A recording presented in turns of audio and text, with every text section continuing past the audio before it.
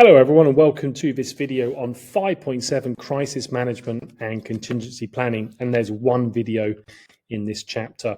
This is the 7th chapter of the 5th topic. We're almost at the end of the syllabus and these are our learning objectives. There's not too much in this chapter, so we can hopefully get this video done fairly quickly.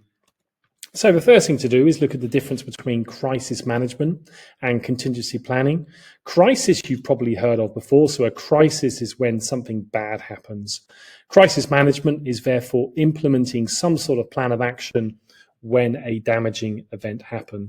And this is reactive, i.e. something happens and then we react to the event. So for example, let's say my car breaks down. Then after that happens, I'm going to react to it. I'm going to implement a plan of action, and then I'm going to work out what to do.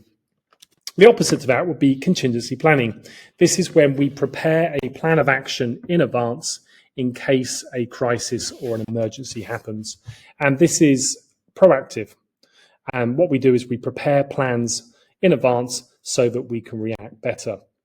So let's say, for example, my car breaks down and I have a crisis. So then I react to it, I sort it out, get it fixed, etc., etc. And then what I do, I think to myself, okay, well, my car breaks down. What am I going to do in the future if it breaks down again? And I come up with a plan. And then if it does break down, then I can implement that plan. So that's the difference between crisis management and contingency planning. And ideally what we do is when a crisis occurs, we already have a contingency plan. So in the second example, I know my car's broken down in the past, so I create a contingency plan. And if it does break down in the future, then I can just follow the plan that I've already come up with. So an example in school is a fire alarm.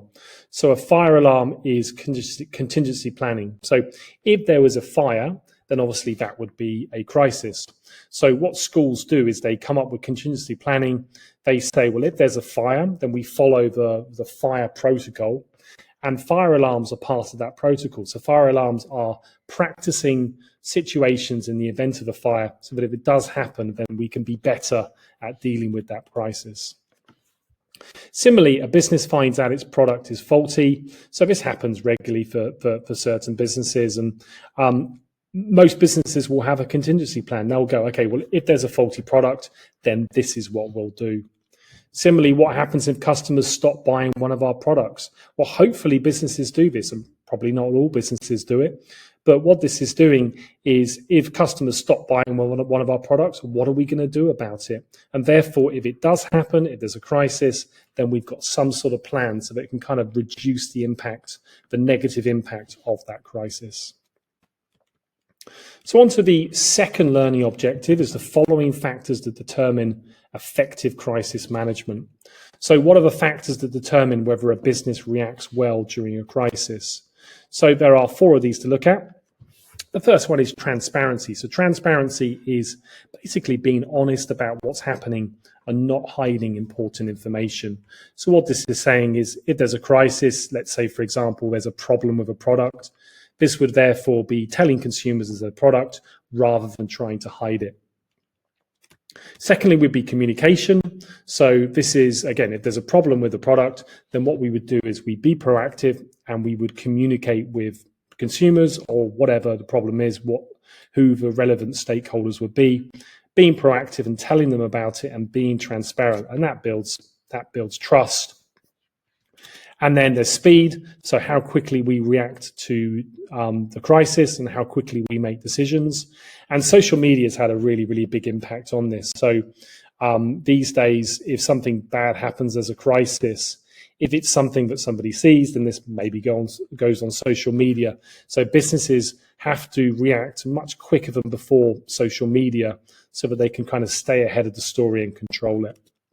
And that leads on to control. So how much control you have over what's happening. So again, with social media, businesses have less control because it's more likely to get out there quicker. So if businesses do these well, it's likely that they're going to react better to crises. The last thing is the impact of contingency planning for a given organization. So what are the pros and cons of contingency planning?